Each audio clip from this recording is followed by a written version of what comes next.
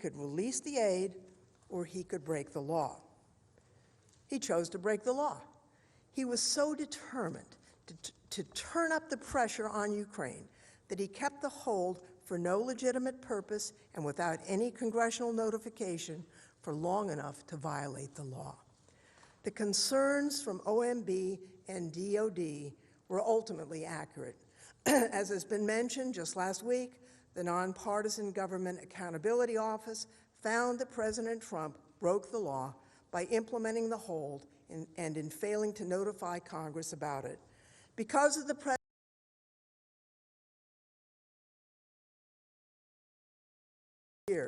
as Congress, as we intended. Now, as GAO explained, the Constitution grants the President no unilateral authority to withhold funds from obligation. And they further explained, faithful execution of the law does not permit the President to substitute his own policy priorities for those that Congress has enacted into law. OMB withheld funds for a policy reason which is not permitted under the Impoundment Control Act, end quote. Now, bottom line, President Trump froze the aid to increase the pressure on Ukraine to announce the investigations he wanted. He violated the law. He violated his constitutional duty to take care that the laws be faithfully executed. But the President didn't just violate the Impoundment Control Act while pressuring Ukraine to announce the investigations he wanted. He was dishonest about it in the process. And this is really telling, because he's still not telling the truth about it even now. The budget documents that implemented the hold until September 11th asserted that it was being imposed to, quote, allow for an interagency process to determine the best use of such funds. But that wasn't true. There was no ongoing interagency process after July 31st, after it became clear that the entire interagency, including cabinet officers, unanimously agreed the aid should be released. The truth is, there simply was no debate or review in the interagency regarding the best use of such funds. So the reason given by the President was not only illegal, it was false too. The dishonesty in the budget documents weren't the only steps that the President's men at OMB took to cover up his misconduct and enable his scheme. OMB went so far as to remove the authority to approve the budget documents from Mark Sandy, a career officer, and gave it to Michael Duffy, a political appointee without experience managing such documents. This change was unusual. It occurred less than 2 weeks after Sandy raised concerns that the hold violated the law. Sandy was not aware of any prior instance when a political appointee assumed this kind of funding approval authority. Duffy's explanation that he simply wanted to learn more about the accounts, that just didn't make sense to Sandy. Really, this odd change in responsibility was just another way to keep the President's illegal hold within a tight-knit unit of loyal soldiers within the OMB. Michael Duffy defied the House's subpoena. At the President's direction, he refused to appear. Now, the House did not assert any privileges or immunities when it directed Duffy to defy Congress's subpoena. It wasn't a real exercise of executive privilege. They told him not to appear, and they had no reason why. If Mr. Duffy knew about any legitimate reason for the hold, I'll bet he would not have been blocked from testifying. The fact that he was blocked might lead you to infer that his testimony would be damaging to the President and would be consistent with the testimony of the other witnesses that the hold was solely used to ratchet up pressure on Ukraine. But the warnings from DOD weren't just about how the hold was illegal, there were also practical consequences. By August 12th, the Department of Defense told OMB it could no longer guarantee it would be able to spend all $250 million that Congress had directed before the end of the fiscal year. Not long after this August 12th email, DOD determined that time had run out. Ms. Cooper testified that DOD estimated that as much as $100 million of aid might go unspent, even if the hold was immediately lifted. As a result, DOD refused to certify that it would be able to spend the funds by September 30th. On August 20th, OMB issued the first of 6 budget documents and removed the language providing legal cover for the hold. From that point on, the White House knew that DOD would not be able to spend all the funds, which was what the law required before September 30th. And yet, even though he knew the hold would violate the Impeachment Control Act, President Trump continued the hold for another 23 days without telling us, without telling the Congress. This had the exact outcome that DOD feared. After the president lifted the hold on the evening of September 11th, DOD had only 18 days to spend the remaining $223 million, which was about 89% of the total. DOD scrambled, and they spent all but approximately $35 million, about 14% of the appropriated funds were left. That $35 million would have expired and would have been forever lost to Ukraine had Congress not stepped in to pass a law to roll the money over to the next year. But even as of today, more than $18 million of that money has not yet been spent. Why? You'll have to ask DOD. They haven't given us a reason. Okay, all of this shows clearly that President Trump knowingly, willfully violated the law when he withheld aid from Ukraine. But just to be clear, the articles of impeachment do not charge Donald Trump with violating the Impeachment Control Act. We're not arguing that. But understanding this violation of the law is important to understand the broader scheme of his abuse of power. It shows the great lengths the president was willing to go to in order to pressure Ukraine to do his political dirty work. The security assistance wasn't something the law allowed him to give or take at his discretion. No, he was legally obliged to release the money, but he simply didn't care. Why? He was so determined to get the announcement from Ukraine to smear his election opponent that holding the aid to force Ukraine to do that was the most important thing. He didn't care if he was breaking the law. You know, I've been sitting here on the Senate floor, and honestly, I never wanted to be here under these circumstances. But I've been looking at Novus Ordo Seclorum. Now, I didn't study Latin, so I had to look it up. And it said, a new order of the ages is born. That's what the founders thought they were doing. Keeping that new order, the democracy, where the power is in the hands of the people, not in the hands of an unaccountable executive, is what we in the Congress, the House, and the Senate are charged to do. Senator Blunt and I are in charge of the Joint Committee on Printing, and every year we print a new copy of the Constitution. And this year, in the back, we printed a quote. At the conclusion of the Constitutional Convention, Benjamin Franklin was asked, "What have you wrought?" And he answered, "A republic, if you can keep it." That's the challenge that all of us face and that you senators face. I turn now to Mr. Crow, who will outline information about the president's intentions.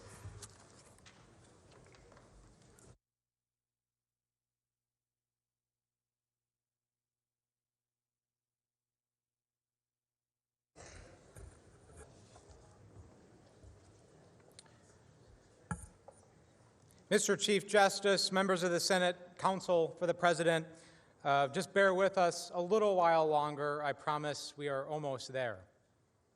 You've heard a lot the last few days about what happened. How do we know that the president ordered the hold to pressure Ukraine to announce investigations that would help his personal political campaign? In other words, how do we know why it happened? We know it because to this day, there is no other explanation. We know it because senior administration officials, including the president's own senior political appointees, have confirmed it. And we know it because the president's own chief of staff said it at a national press conference. And we know it because the president himself directed it. Here are the facts. 1, the president asked President Zelensky for a favor on July 25th. And we all know what that favor was. 2, multiple U.S. officials with fact-based knowledge of the process have confirmed it. 3, President Trump lifted the hold only after his scheme was exposed. 4, there were no other legitimate explanations for the release of the hold. It was not based on a legitimate review of the foreign aid. It was not based on concerns of corruption in Ukraine. It was not because President Trump wanted countries to pay more. There are no facts that show that the president cared about any of those things. 5, as we know, White House Chief of Staff Mick Mulvaney admitted at a press conference that the bogus 2016 election interference allegations were, quote, why we held up the money. Eventually, the truth comes out. There was no legitimate policy reason for holding the aid, so the truth came out. As Ambassador Sondland said, the president was a businessman who saw congressionally approved, taxpayer-funded military aid for Ukraine, our partner at war, as just another business deal to be made. Military aid in exchange for fabricated dirt on his political opponent, dirt for dollars, this for that, a quid pro quo. Let's start with the president's own words to President Zelensky on the July 25th call. With the hold on his mind, and on President Zelensky's mind too, we know that, President Trump linked military aid to his request for a favor. At the very beginning of the call, President Zelensky said, quote, I would also like to thank you for your great support in the area of defense. We are ready to continue to cooperate for the next steps. Specifically, we are almost ready to buy more javelins from the United States for defense purposes. The, quote, great support in the area of defense included, of course, the $391 million in military aid. Because remember, just a month before, DoD had publicly announced its intent to provide $250 million of that aid. President Zelensky was showing gratitude to the president for the aid that DoD had just announced would be on its way. But the president had put a hold just a few weeks before. Immediately after President Zelensky brought up the U.S. military support and said that Ukraine was almost ready to buy more Javelin anti-tank missiles, President Trump pivoted to what he wanted in return. He turned from the quid to the quo. President Trump immediately responded. He said, quote, I would like you to do us a favor, though, because our country has been through a lot, and Ukraine knows a lot about it. And what was that favor? Well, we all know by now, don't we? It wasn't to fight corruption. It wasn't to help the United States or our national interests. It was the two specific political investigations that he wanted Ukraine to announce to help his own personal political campaign.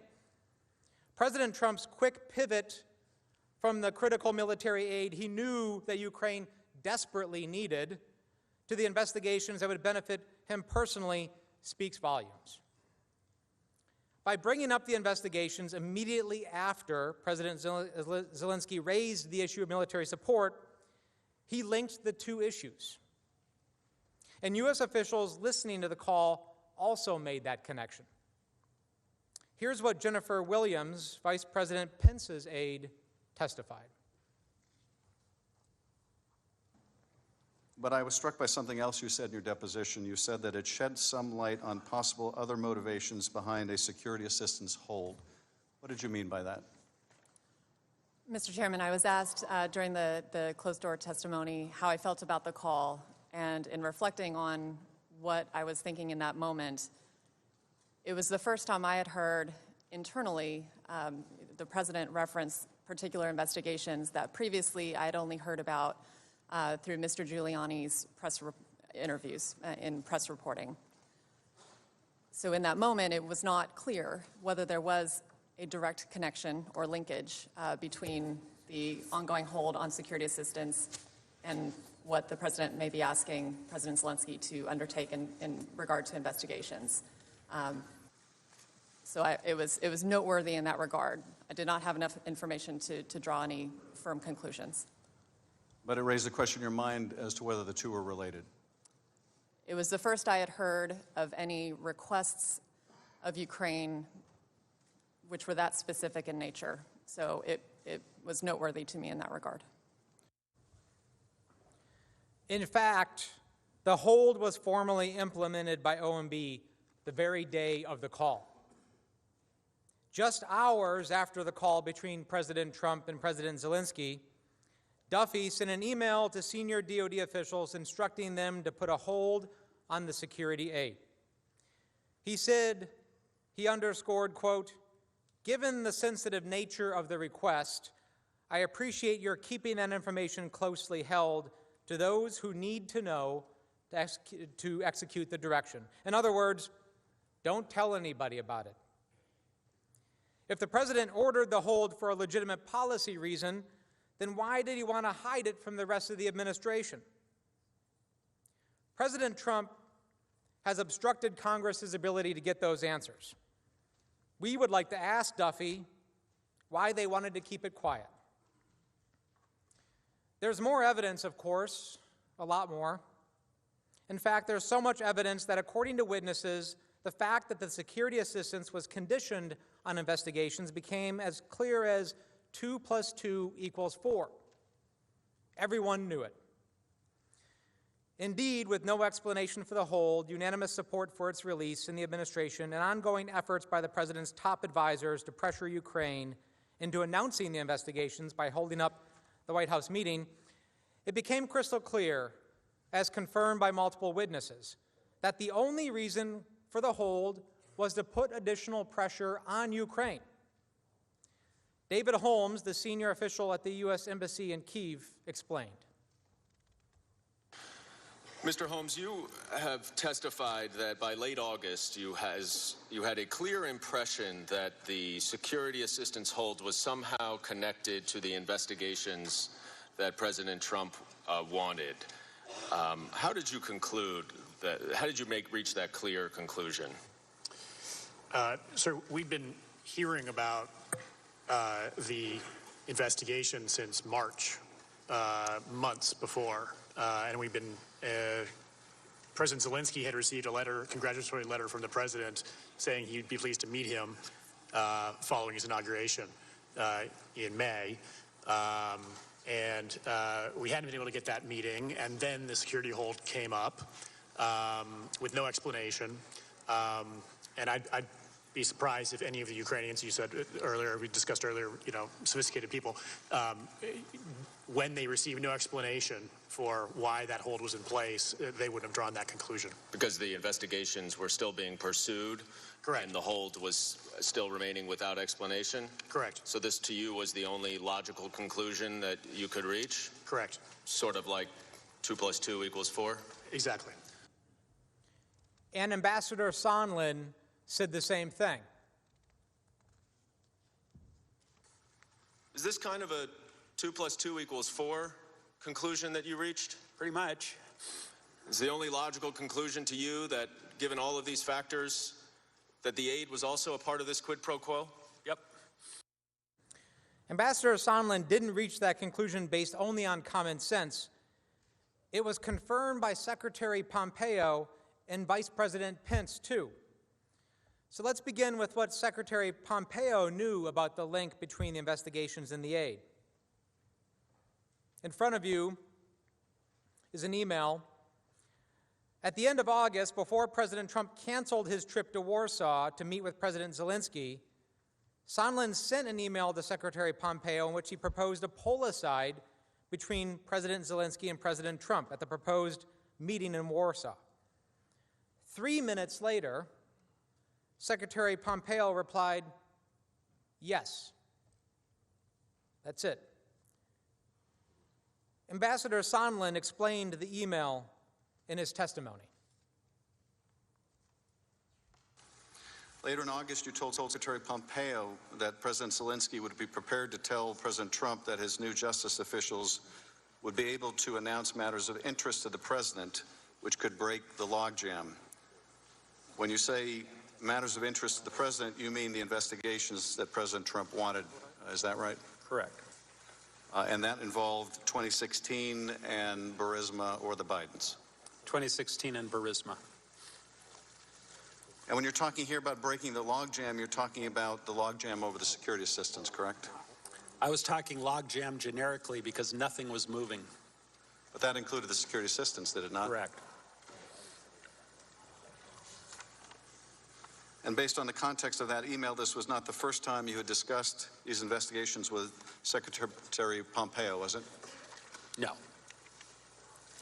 He was aware of the connections that you were making between the investigations and the White House meeting and security assistance. Yes. So let's break that down for a minute. A meeting between two presidents is a big deal. A pull-aside is a big deal. These are highly choreographed events. Secretary Pompeo didn't ask any questions and didn't show any surprise or confusion in response to the email. Instead, he immediately endorsed the idea. This shows that Secretary Pompeo, who also listened to the July 25th call as well, understood that the security assistance was conditioned on the investigations. By this time, everyone knew what was happening. A simple yes by Secretary Pompeo was enough. Secretary Pompeo wasn't the only senior official who knew. Vice President Pence knew as well. Sondland raised the issue to Vice President Pence during a meeting to prepare for the Warsaw trip. At some point late in the meeting, Sondland said, quote, "It appears that everything is stalled until this statement gets made." What Sondland was referring to, of course, was the military aid in the White House meeting. Ambassador Sondland testified about Vice President Pence's reaction. Now, I want to go back to that conversation that you had with Vice President Pence right before that meeting in Warsaw. And you indicated that you said to him that you were concerned that the delay in the aid was tied to the issue of investigations. Is that right? I don't know exactly what I said to him. This was a briefing attended by many people, and I was invited at the very last minute. I wasn't scheduled to be there. But I think I spoke up at some point late in the meeting and said, it looks like everything is being held up until these statements get made, and that's my, personal belief. And Vice President Pence just nodded his head? Again, I don't recall any exchange or where he asked me any questions. I think it was sort of a duly noted. Well, he didn't say, "Gordon, what are you talking about?" No, he did not. He didn't say, "What investigations?" He did not. Like Secretary Pompeo, Vice President Pence wasn't surprised, nor did he ask what Sondland meant, because they all knew. This meeting also confirmed Sondland's understanding that the president had indeed conditioned the military aid on the public announcement of the investigations. This was a common-sense conclusion, confirmed by the Secretary of State and Vice President. With that confirmation in mind, Sondland pulled aside Yermak, the top aide to President Zelensky, immediately after the Pence-Zelensky meeting. Now recall, he was the one who resisted the public statement about the specific investigations in August. Ambassador Sondland described what he told Yermak in that short meeting. Based on my previous communication with Secretary Pompeo, I felt comfortable sharing my concerns with Mr. Yermak. It was a very, very brief pull-aside conversation that happened within a few seconds. I told Mr. Yermak that I believed that the resumption of U.S. aid would likely not occur until Ukraine took some kind of action on the public statement that we had been discussing for many weeks. You see, this just wasn't an internal scheme among the president's top advisors. President Trump, through his agents, communicated the quid pro quo clearly to Ukraine. Ambassador Sondland told President Zelensky's top aide on September 1st that Ukraine would not get the military aid unless it announced the investigations. This, my Senate colleagues, is the very definition of a quid pro quo. But other witnesses know it too. Morrison watched Sondland's conversation with Yermak and then received an immediate readout from Sondland after that meeting. Morrison urgently reported the interaction to Ambassador Bolton on a secure phone call. And of course, Bolton told him to go tell the NSC lawyers. Morrison did as he was instructed. He also told Ambassador Taylor. Ambassador Taylor then confronted Sondland. Taylor texted, quote, "Are we now saying that security assistance and White House meeting are conditioned on investigations?" Sondland responded, "Call me." And as everyone knows, when someone says, "Call me," it says, "Stop putting this in writing." During their subsequent phone call, Sondland confirmed to Taylor that the military aid was conditioned on an announcement of investigations and that President Trump wanted President Zelensky in a, quote, "public box." Here's how Taylor, who took contemporaneous notes of the conversation, explained that call. During that phone call, Ambassador Sondland told me that President Trump had told him that he wants President Zelensky to state publicly that Ukraine will investigate Burisma and alleged Ukrainian interference in the 2016 election. Ambassador Sondland also told me that he now recognized that he had made a mistake by earlier telling Ukrainian officials that only a White House meeting with President Zelensky was dependent on a public announcement of the investigations. In fact, Ambassador Sondland said, everything was dependent on such an announcement, including security assistance. He said that President Trump wanted President Zelensky in a public box by making a public statement about ordering such investigations. President Trump wanted President Zelensky in a public box. A private commitment wasn't enough for President Trump because he needed the political benefit. And he could only get the political benefit if it was public. And we all know how this works with President Trump, how he weaponizes investigations for political purposes. And think about that for a second. That's actually the exact opposite of how law enforcement investigations are conducted, if they're legitimate. Law enforcement doesn't announce to the world they're investigating before actually doing it. That would tip off your targets. It would lead to witness intimidation, destruction of evidence. But the president didn't actively want a legitimate investigation. He only wanted the announcement. At the end of that conversation between Taylor and Sondland on September 1st, Taylor asked Sondland to speak to the president to see if he could change his mind. And that's exactly what Sondland did. On September 7th, President Trump and Sondland spoke.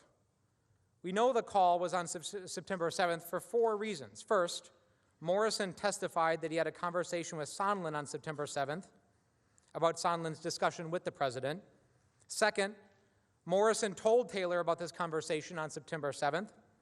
Third, Sondland and Taylor had a conversation on September 8th about the conversation that Sondland had had the day before. And finally, Sondland texted Taylor and Volker on September 8th that he had conversations with, quote, POTUS and Z, meaning President Trump and President Zelensky.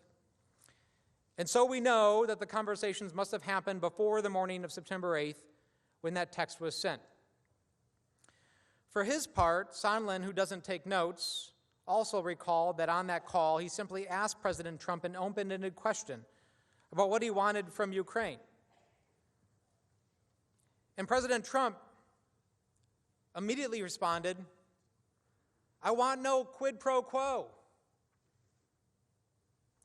Now let's stop here for a second, because the president has latched on to this statement that he said that. And because he said it, it must be true, right? But wait just a minute. Remember what's happening here at the same time. The president had just learned about the whistleblower complaint in the Washington Post editorial linking the military aid to the investigations just 2 days before. The fact that the president immediately blurted out speaks volumes. Now, I'm a parent, and there's a lot of parents in this room, and I think many of you could probably relate to, the situation where you're in a room and you hear a large crash in the next room, and you walk in, and your kid is sitting there, and the first thing that happens is, "I didn't do it."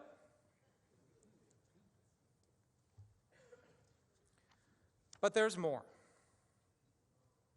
Sondland did acknowledge that President Trump said he wanted Zelensky to, quote, "clear things up."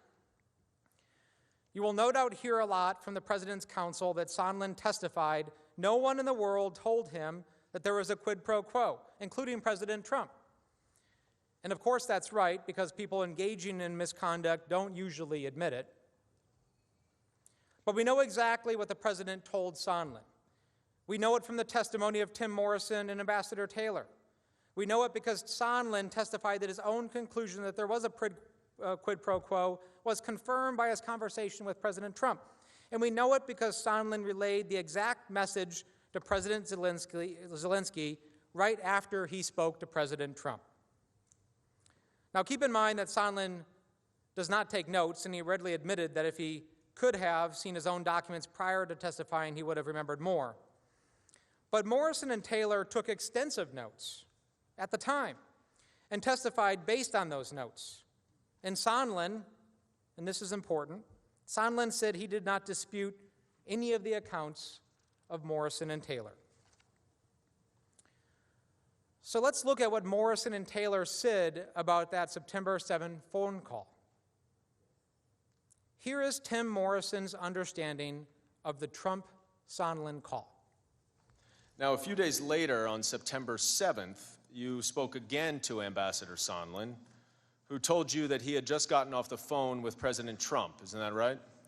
That sounds correct, yes. What did Ambassador Sondland tell you that President Trump said to him?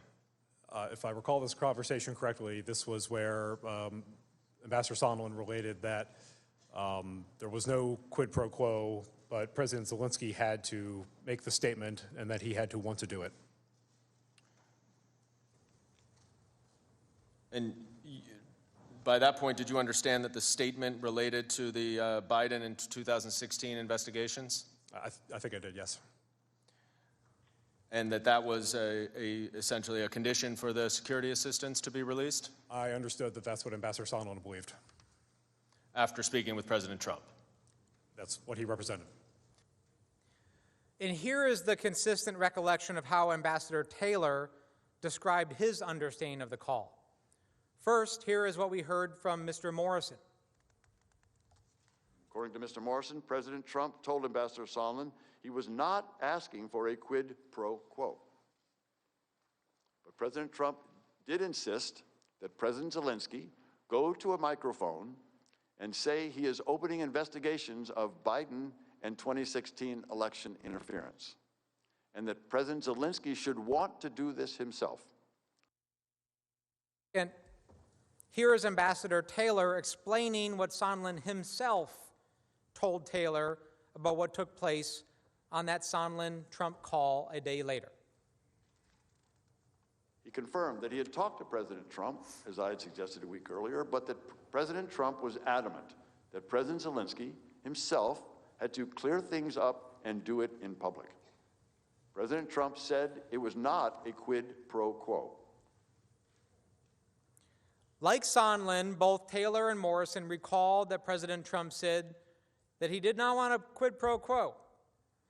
But they both testified that President Trump followed that statement immediately by describing perfectly an exchange of this for that, or in other words, a quid pro quo. Prior to his call with the president, Sondland had reached the conclusion that the aid was being held until the public announcement of the investigations. That conclusion was confirmed by Secretary Pompeo and Vice President Pence. Then Sondland relayed to the Ukrainians. And after this phone call with President Trump, that conclusion was confirmed. Well, you weren't dissuaded then, right? Because you still thought that the aid was conditioned on the public announcement of the investigations after speaking to President Trump. By September 8th, I was absolutely convinced it was. And President Trump did not dissuade you of that in the conversation that you acknowledge you had with him. I don't ever recall, because that would have changed my entire calculus. If President Trump had told me directly, I'm not... That's not what I'm asking, Ambassador Sondland. I'm just saying, you still believed that the security assistance was conditioned on the investigation after you spoke to President Trump. Yes or no? From a time frame standpoint, yes. How else do we know that President Trump confirmed to Sondland that the aid was conditioned on the announcement? Sondland relayed the message to President Zelensky right after his conversation with President Trump. Here is Ambassador Taylor's recollection of what Sondland told Zelensky based on his notes. Ambassador Sondland also said that he had talked to President Zelensky and Mr. Yermak and had told them that although this was not a quid pro quo, if President Zelensky did not clear things up in public, we would be at a stalemate. I understood a stalemate to mean that Ukraine would not receive the much-needed military assistance. Ambassador Sondland confirmed that Taylor's memory of this call was accurate. There would be a stalemate without the investigations. Here's his testimony. And then you also told Ambassador Taylor in that same conversation that if President Zelensky, you told President Zelensky and Andrei Yermak that although this was not a quid pro quo, as the president had very clearly told you, it was, however, required for President Zelensky to clear things up in public or there would be a stalemate. You don't have any reason to dispute Ambassador Taylor's recollection of that conversation you had with President Zelensky, do you? No. And that you understood the stalemate referenced the aid, is that correct? At that point, yes. A stalemate. Nothing would happen with the aid unless President Zelensky publicly announced the investigations. The president had not received his quid, so there would be no quo. But don't take my word for it. Here's a recap of how we knew what happened during the call. First, Sondland testified about the conversation. Second, Morrison received a readout from Sondland immediately after the call and testified based on his notes. Third, Taylor testified based on his own notes. And fourth, Sondland agreed that President Trump had confirmed a quid pro quo, and Sondland actually relayed the message to the president of Ukraine and told Ambassador Taylor about it. President Zelensky got the message. He succumbed to the pressure. At the end of the conversation between Sondland and President Zelensky explained that he had finally relented. His country needed the military aid desperately. Their people were dying on the front line all of the time. They were taking casualties every day. He agreed to make the statement.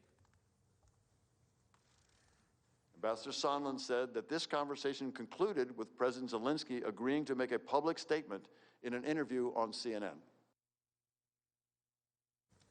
President Zelensky had resisted making the announcement of the corrupt investigations for months. He resisted when Giuliani and other agents of the president made it known that President Trump required it. He resisted when President Trump himself asked directly on July 25th. He resisted when the White House meeting he so desperately desired was conditioned on that announcement. And he resisted as vital military aid was on hold. But the money is 10% of his entire defense budget. Russia occupied the eastern part of his country. He could resist no more. Ambassador Taylor was worried that even if the Ukrainian leader did as President Trump wanted, President Trump might continue to hold the military aid. Ambassador Taylor texted his concerns to Ambassadors Volker and Sondland, stating, quote, "The nightmare is they give the interview and don't get the security assistance. The Russians love it, and I quit." In other words, the nightmare is that they make the announcement, but President Trump doesn't release the aid. This would be perfect for the Russians. Russian propaganda would be adopted by the United States, and the U.S. would be withdrawing its support for Ukraine.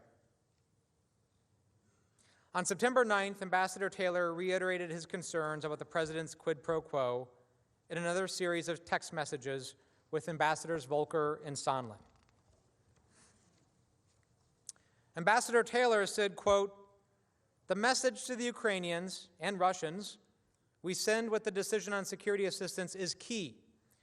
With the hold, we have already shaken their faith in us. Thus my nightmare scenario." And then later he texted again saying, quote, "Counting on you to be right about this interview, Gordon." Ambassador Sondland responded, quote, "Bill, I never said I was right. I said we are where we are and believe we have identified the best pathway forward. Let's hope it works."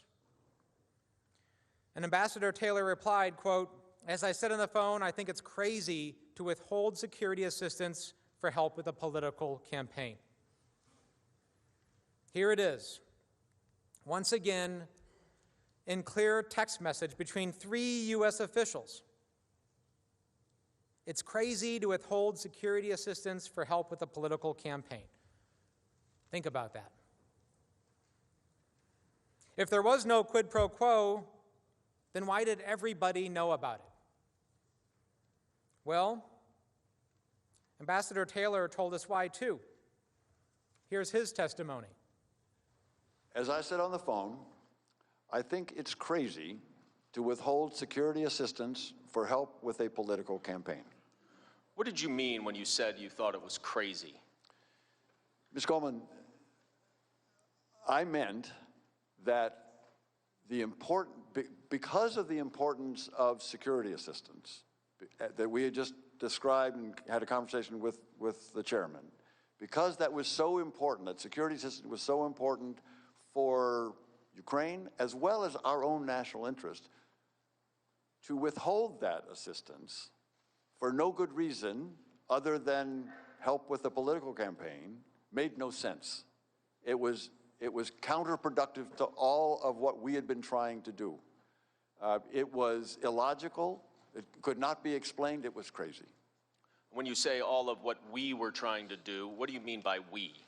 I mean that the United States was trying to support Ukraine as a frontline state against Russian attack.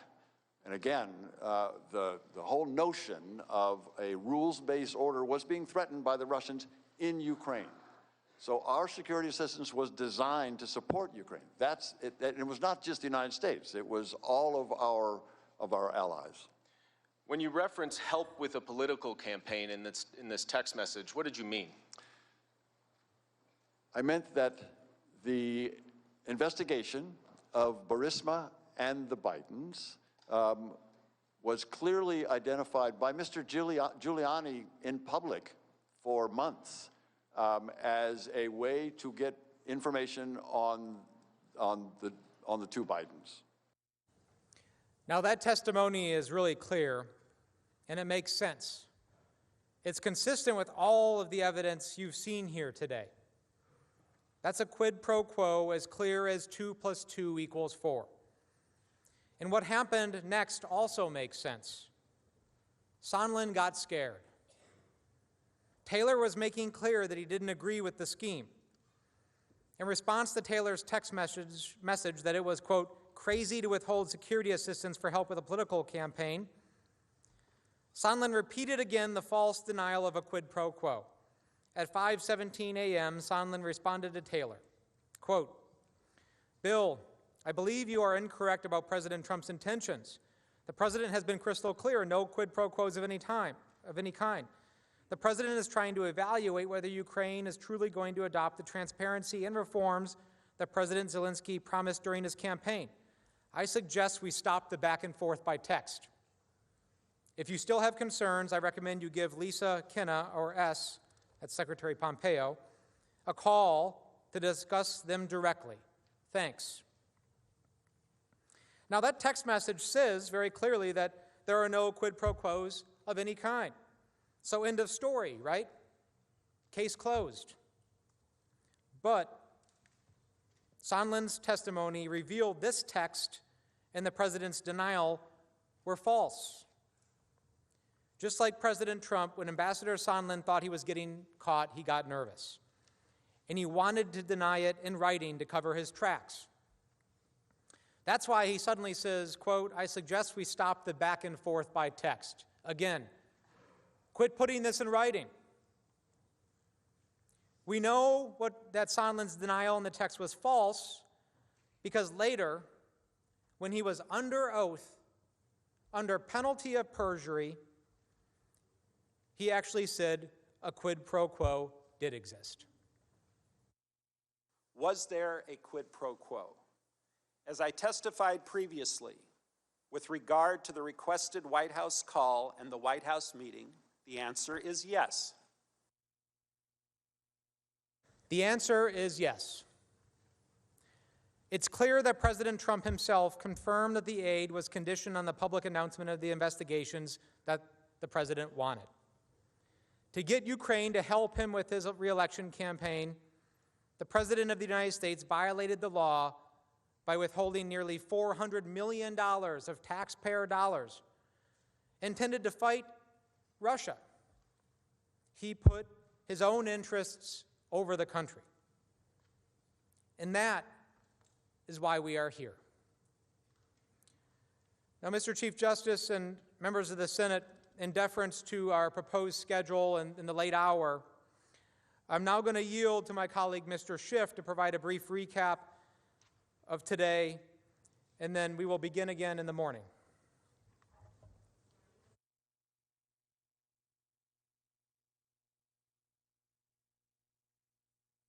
Wednesday afternoon.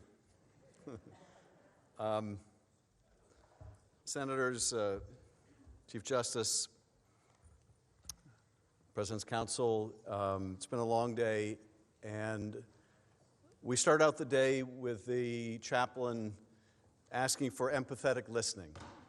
And I think that that is certainly what you have delivered for us today. I know you've been bombarded with information all day, and when you leave this chamber, you are bombarded again by members of the press. There is no refuge, I know. And I just want to thank you for keeping an open mind about all of the issues that we are presenting. An open mind for us, and an open mind for the President's Counsel. That's all that we can ask for. And having watched you now for 3 days, whether it is someone you are predisposed to agree with or predisposed not to, it is abundantly clear that you are listening with an open mind. And we can't ask for anything more than that, so we are grateful.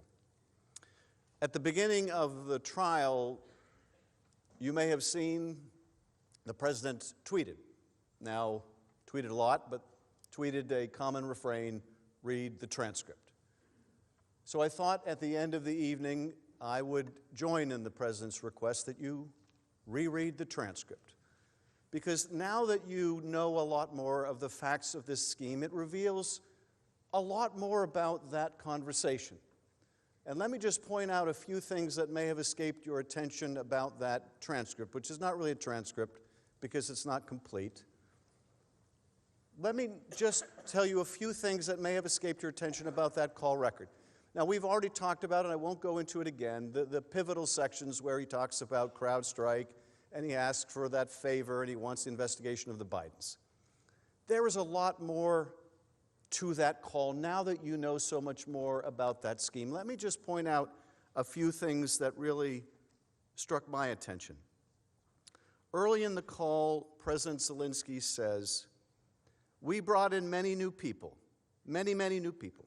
Not the old politicians, not the typical politicians, because we want to have a new format and a new type of government." So again, this is the July 25th call, and early in the call, President Zelensky wants to impress upon President Trump he's brought in new people, that he's a reformer. This was his campaign pledge. He's a reformer. He's coming in. He's bringing new people. So if there had been any concern about corruption in Ukraine, he's bringing in new people. He's the reformer. That's one of the first messages that he wants to get across. And you can better well believe that he is prepared for this call because he needs that White House meeting. So everything he says is prepared. And early on, he wants to make sure he lets the president know he's a reformer. Now, the president has his own agenda in this call. And immediately after that, in the next exchange, the president makes this point. The United States has been very, very good to Ukraine. I wouldn't say that it's reciprocal necessarily, because things are happening that are not good, but the United States has been very, very good to Ukraine. This is very interesting that he brings up very early in the conversation, this relationship is not reciprocal. We've been very, very good to Ukraine, but you know, can't say there's much coming the other way. Now, you'll remember that Bill Taylor had this reaction to talking to Gordon Sondland when Sondland says, Donald Trump is a businessman. Before he writes a check, he likes to get what he's owed. And Taylor's reaction is, well, that makes no sense because Ukraine doesn't owe us anything. Well, Donald Trump, in this call, you can see he does think he's owed. This is what he's talking about when he says there's not much reciprocity here. He thinks he's owed something. You want to get this military, you want to get this meeting? I don't see much reciprocity here. He thinks he's owed something. When you read that passage and you know about that, he's a businessman before he signs a check, that takes on new meaning. Now, a little later in the call, Zelensky says, I will personally tell you that one of my associates spoke with Mr. Giuliani just recently, and we are hoping very much that Mr. Giuliani will be able to travel to Ukraine, and we will meet once he comes to Ukraine. Now, you should read this carefully yourself, but this may be the first mention of Giuliani. And Zelensky's bringing him up and saying, well, I'd really like to meet with Giuliani. Now, this is July. What do we know now about the meeting between Giuliani and Zelensky? We know that Giuliani in May wanted to go meet with Zelensky. We saw that letter from Giuliani, I want to go meet with Zelensky. And we know he was rebuffed or something happened because he didn't get that meeting. And he was angry and he went on TV and he said, Zelensky is surrounded by enemies of Trump, right? So Zelensky's prepared for this call. And he knows it's going to resonate with Donald Trump if he says, I'd like to meet with Rudy Giuliani. And immediately after that, he says, we are hoping very much that Mr. Giuliani will be able to travel to Ukraine and we will meet once he comes to Ukraine. Immediately thereafter, the next sentence he says, I just wanted to assure you once and again, you have nobody but friends around us. Now, we could have read this transcript to you early on. That wouldn't have meant much to you. But now that you know that Rudy Giuliani was out there on TV saying Zelensky is surrounded by enemies of Trump, you can see why Zelensky says, "You've got nobody but friends around us." And he goes on, "I also wanted to tell you that we are friends." He brings up friendship again. We are great friends. That's the third time he wants to underscore what great friends they are. And why? Because Rudy Giuliani has been saying they're enemies. And then he goes on to say, "I also plan to surround myself with great people, and in addition to that investigation, I guarantee as the President of Ukraine that all the investigations will be done openly and candidly. That I can assure you." He needs to assure the President he's going to get his deliverable, right? Because it's been made clear before this call what the President wants to hear. More than that, what the President needs to hear. And he needs to hear, no stone unturned in that investigation. So the President, in the next response, says, "Mr. Giuliani is a highly respected man. He was the mayor of New York City, a great mayor, and I would like him to call you." Well, that sounds familiar, doesn't it? Call Rudy. Same thing he told the three amigos in May. Call Rudy. Now he's telling Zelensky, call Rudy. And then he says, "I will ask him to call you, along with the Attorney General." Rudy very much knows what's happening, and he is a very capable guy. If you would speak to him, that would be great. Talk to Rudy. Now, that's pretty remarkable, right? Head to head, head of state to head of state call. It's not talk to my Secretary of State, not talk to my National Security Advisor, it's talk to Rudy. Now, it's interesting, too, that it's not just Rudy, right? "I will ask him to call you along with the Attorney General." Now, that was quite a shock when this call record was released, right? The Attorney General shows up in this call record. A couple times he shows up in this call record. And that's when the Department of Justice immediately issues this statement. "We've got nothing to do with this. We don't know anything about this. The ink is barely dry. This thing's been released. We don't know what this is about. We haven't talked to him about it. We haven't gone to Ukraine. We don't know anything about this." Now, bear in mind a couple other things that you know at this point. Bear in mind that there was a whistleblower complaint before this call record was released. Bear in mind that the law that we passed and you passed requires that a whistleblower complaint that is designated to go to Congress must go to Congress, must go to the intelligence committees. That if the Inspector General finds it credible and urgent, it has to not only go to Congress, it has to go to Congress soon. There's a timetable. And bear in mind what happened when that complaint was filed and the Inspector General says, it's not only credible, it's urgent. It's urgent. What happens? Well, it goes to the Acting Director of National Intelligence. And what does he do? He contacts the White House. And he contacts Bill Barr's Justice Department. And what does Bill Barr's Justice Department do in consultation with the White House? They say, don't turn it over to Congress. You don't have to turn it over to Congress. I know what the law says. It says you shall. Doesn't say you may. Doesn't say you might. Doesn't say you can if you like to. Doesn't say if the president doesn't object. It says you shall. And we're telling you, Bill Barr's Justice Department is telling you, you don't have to. Highest office of the law in the land is saying, ignore the law. Ignore the law. We'll come up with some rationalization. We'll get our guys at the Office of Legal Counsel to write some opinion. We'll find a way. Do not turn it over. You don't have to. And they don't. And they don't. And the Inspector General, who deserves a lot of credit for guts, he reports to the intelligence committees and says they're violating the law. And I don't know what to do about it. They're supposed to turn it over to you. I don't know what to do about it. But I need to tell you, to meet my obligation, they're not doing what they should.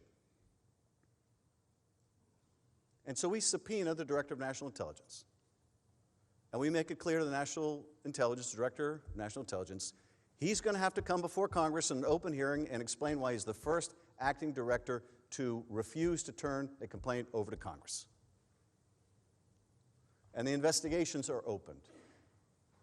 And the result is they're forced to turn it over to Congress, and they're forced to release this call record. But here you have the Department of Justice weighing in, you don't have to turn it over. The same call record that mentions the Attorney General of the United States. But it fails. That effort to cover up, to conceal the whistleblower complaint fails. And it comes out. And no sooner than it does, the Attorney General says, we had nothing to do with this. Now, of course, if that had never been released, well, then the Attorney General's name would have never come up in this call record, and there would be no necessity of distancing himself from the President's actions. Now, in the next exchange, President Zelensky says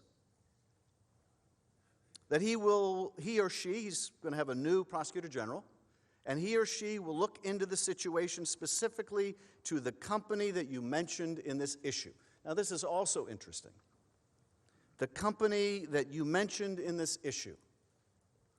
Now, there's no company mentioned in this issue in the call record.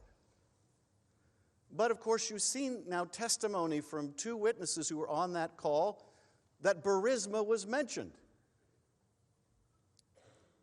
So why isn't Burisma in the call record? Well, can't say this. That call record went to that highly classified server. And that mention of Burisma didn't make it into the call record. But Zelensky goes on to say the issue of the investigation of the case is actually the issue of making sure to restore the honesty, so we will take care of that. And we will work on the investigation of the case. Time after time after time, Zelensky feels the need to assure the president he's going to do those political investigations that the president wants.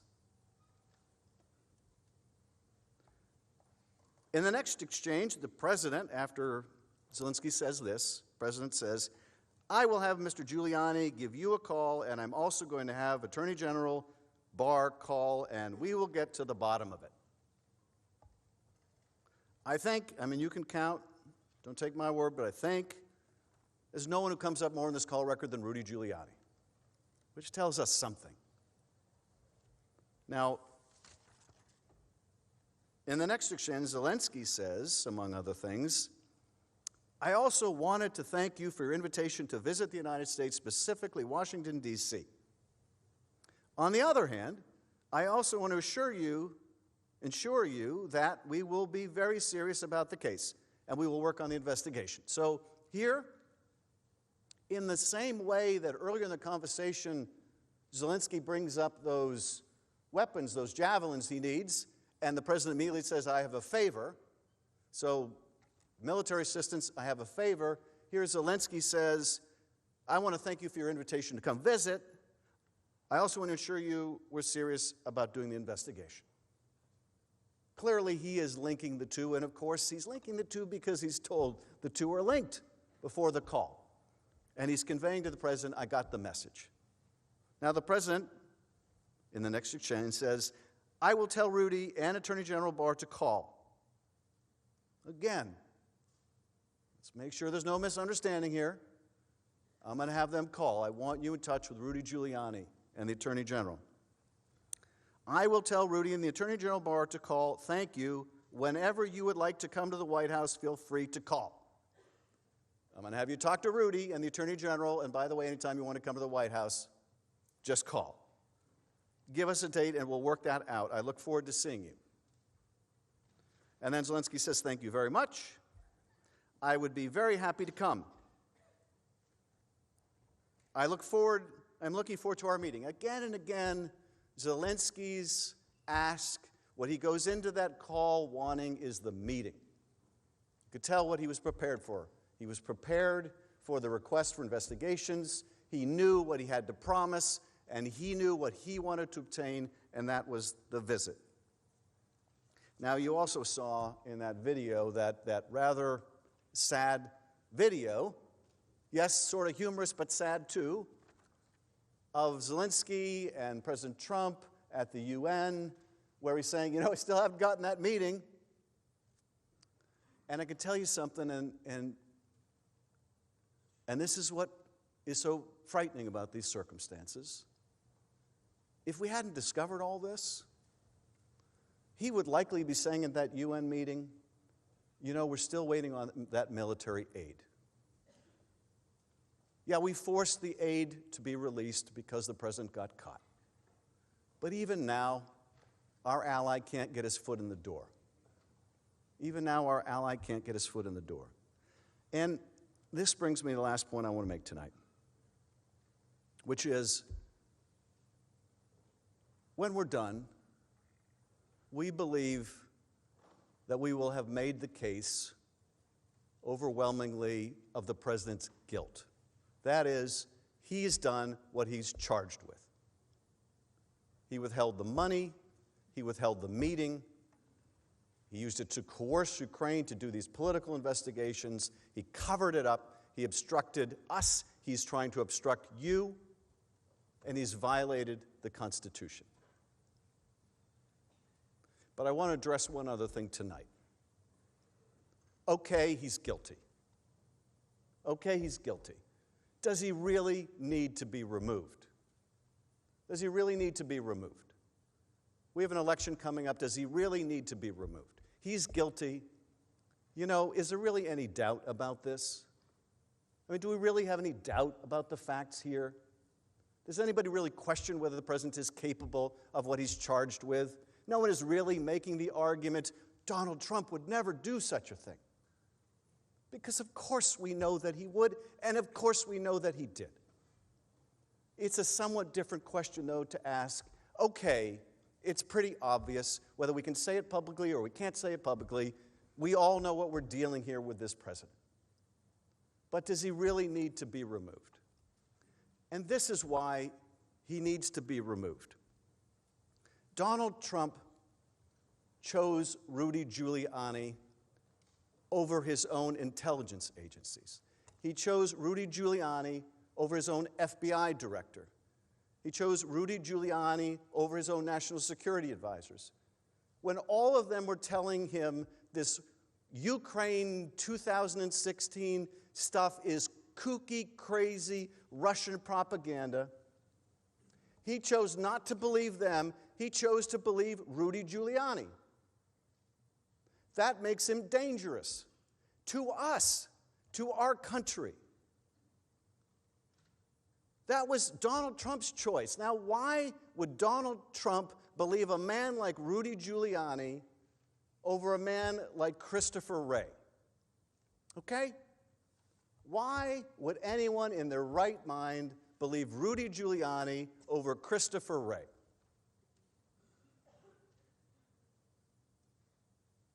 Because he wanted to, and because what Rudy was offering him was something that would help him personally. And what Christopher Wray was offering him was merely the truth. What Christopher Wray was offering him was merely the information he needed to protect his country and its elections. But that's not good enough. What's in it for him? What's in it for Donald Trump? This is why he needs to be removed. Now, you may be asking, how much damage can he really do in the next several months until the election? A lot. A lot of damage. Now, we just saw last week a report that Russia tried to hack, or maybe did hack, Burisma. Okay? I don't know if they got in. I'm trying to find out. My colleagues on the Intel Committee, House and Senate, we're trying to find out, did the Russians get in? What are the Russian plans and intentions? Well, let's say they got in. And let's say they start dumping documents to interfere in the next election. Let's say they start dumping some real things they hacked from Burisma. Let's say they start dumping some fake things they didn't hack from Burisma, but they want you to believe they did. Let's say they start blatantly interfering in our election again to help Donald Trump. Can you have the least bit of confidence that Donald Trump will stand up to them and protect our national interest over his own personal interest? You know you can't, which makes him dangerous to this country. You know you can't. You know you can't count on him. None of us can. None of us can. What happens if China got the message? Now you can say, well, he's just joking. Of course, he didn't really mean China should investigate the Bidens. You know that's no joke. Now maybe you could have argued 3 years ago when he said, hey, Russia, if you're listening, hack Hillary's emails. Maybe you could give him a freebie and say he was joking. But now we know better. Hours after he did that, Russia did, in fact, try to hack Hillary's emails. There's no mulligan here when it comes to our national security. So what if China does overtly or covertly start to help the Trump campaign? You think he's going to call him out on it? Or you think he's going to give him a better trade deal on it? Can any of us really have the confidence that Donald Trump will put his personal interests ahead of the national interest? Is there really any evidence in this presidency that should give us the ironclad confidence that he would do so? You know you can't count on him to do that. That's the sad truth. You know you can't count on him to do that. The American people deserve a president they can count on to put their interest first. To put their interest first. Colonel Vindman said, here right matters. Here right matters. Well, let me tell you something. If right doesn't matter, it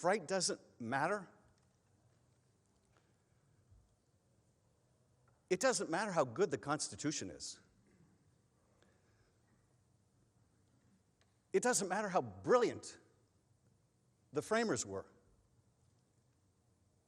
It doesn't matter how good or bad our advocacy in this trial is. Doesn't matter how well written the oath of impartiality is. If right doesn't matter, we're lost. If the truth doesn't matter, we're lost.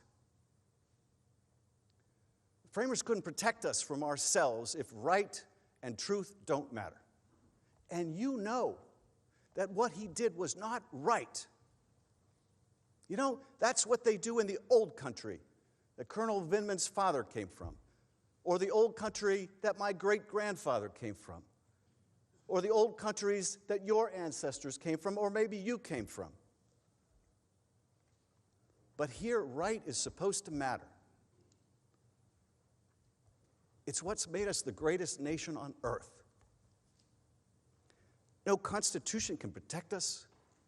Right doesn't matter anymore. And you know you can't trust this president do what's right for this country. You can trust he will do what's right for Donald Trump. He'll do it now. He's done it before. He'll do it for the next several months. He'll do it in the election if he's allowed to. This is why, if you find him guilty, you must find that he should be removed. Because right matters. Because right matters. And the truth matters. Otherwise, we are lost.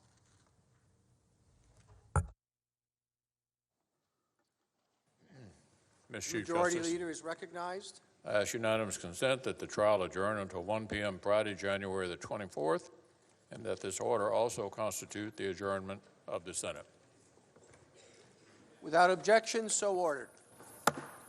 The Senate is adjourned. Is that right?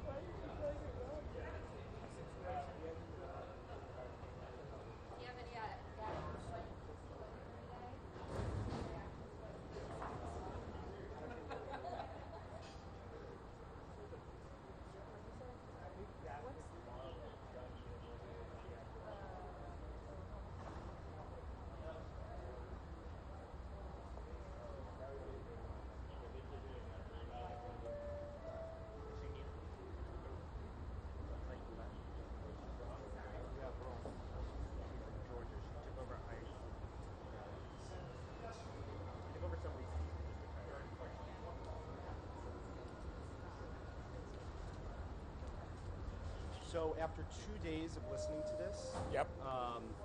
Do you think the president did anything wrong after listening to this? Like I 2 s- days, 2 days. So we've heard the same information. Right. I saw all of this in the House proceedings, and I think they're making a really strong attempt to repackage it, go into it in great detail.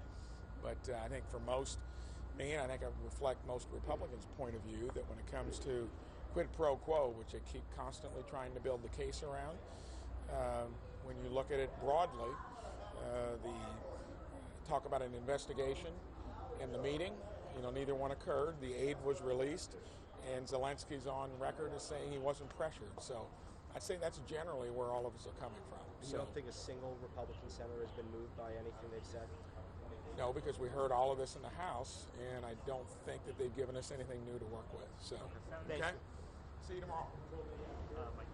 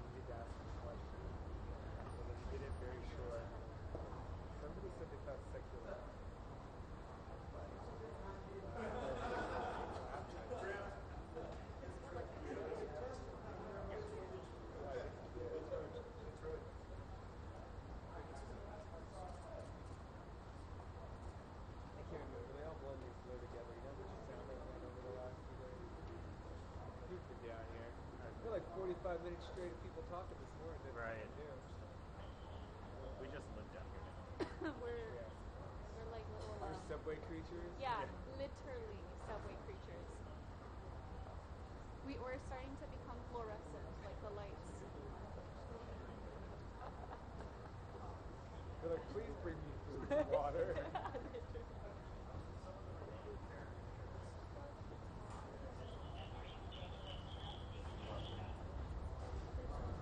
It's kind of sad we're all still here and no one, it's like no one left. Like they all ran out. I would run out. I would too. Go straight to bed and sleep. I'm surprised I'm more awake than I thought I would be. It was hard for me to get up this morning. I was like dead closed out. Right, and there, how many of these senators are over 70? 80. I don't know how Feinstein's still on it. And she's been awake every minute. Not even a yawn. She's been taking notes too. Yeah, if you glance, it looks like she's asleep because she's been taking notes in her lap. She looks like she's asleep, but it's impressive. She was sick yesterday. Right. She got sick. Today too. It was like he was late today. He usually goes to his office first in the morning. It's probably good for when he's sick now. Gets over the cold before he gets back out.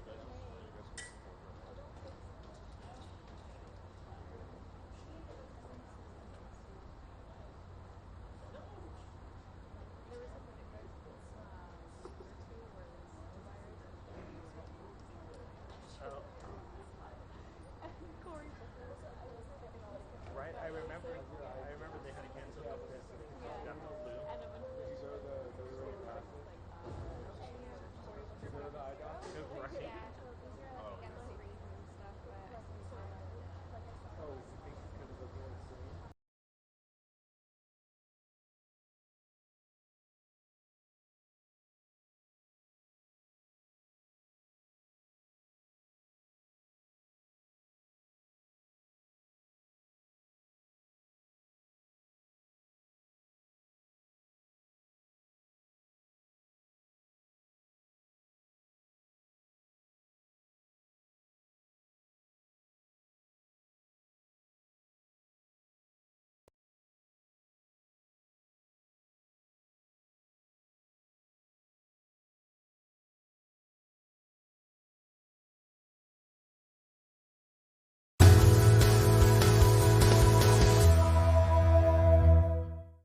The Browns are taking on the 49ers tonight, Monday Night Football. Yeah, Baker and the boys are trying to pull off their third win of the season tonight, and we caught up with some of the fans to talk about their predictions.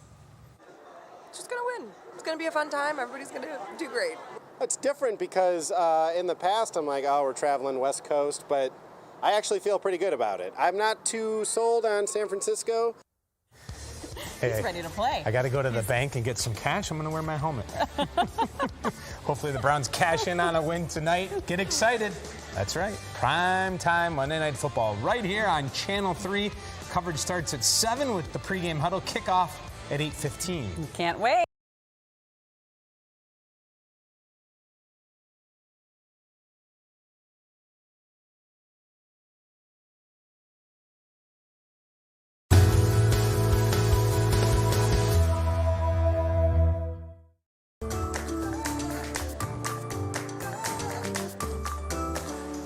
It is the most coveted time slot on NBC, Tuesdays at 10 p.m., right after the Juggernaut series, This Is Us. The new drama, The Village, is settling into that spot. After last week's debut, the cast sat down with Betsy to talk about the characters and the community that sets the village apart. Hey, Nick. Just practicing my limp. It's getting good. Katie, take the dog. Put your arm around me here. Bridge looked a lot closer from the roof. These are people, everyday people, going through everyday struggles. It's real life. I mean, I think no matter where you live in the country or where you come from or how old you are, you're gonna find a story in here that is relatable to you. How do you get to know and form your character? We're a first season show, so you start to figure the voice out a little bit. You do your work, but you figure the voice out, and then sometimes it changes because a certain relationship that comes along might change the course of things. Yeah, you're leaving us today. Got somewhere to go? Friend gave me a lead on a sublet. Yeah? How's your head? Depends. You hear that chopper landing too? I mean, it's really cool what you do, right? Yeah. I mean, what's kind of the most magical part? I think the gift of being able to share and relate to people and to give them. It's a giving profession. A man who's been forging documentation for immigrants was arrested. He's been rounding up all the names they found in his things. Yours was one of them. What my character is going through, and that is facing deportation because she entered with illegal paperwork. And that is definitely